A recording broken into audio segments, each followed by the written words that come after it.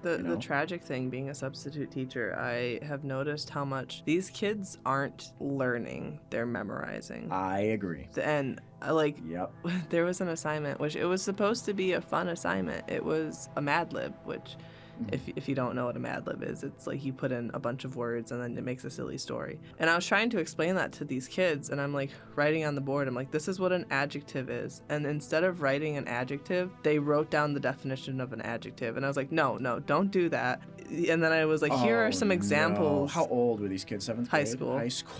Yeah. No. And I was like, okay, new idea. Here's examples of adjectives. And they were like, okay. And they wrote down the examples of adjectives and they like kept reusing them. And I'm like, no, this is a fun assignment. This isn't like, you're not actually being graded on this. And they're like, oh, I'm not being graded, I don't even care. I'm like, no, because it's fun. You're supposed to learn. You're having fun. You're gaining skills. Like, at least give it a try. And like, today they had an assignment where they had to write a memory from 6th or 7th grade. And they were like, I don't have memories from 6th or 7th grade. And they're 8th graders. Oh my goodness. And I spent like a solid 10 minutes. I'm like, holidays. They're like, my holidays were sucky. And I was like, okay, school dances. I didn't go to school dances. Sports. I don't do sports. Friends. I don't have friends. And I'm like, what do you do? And they're like, school. I do homework. And I sit on TikTok and I play video games. And that's fine. But like, we are seriously not helping these kids.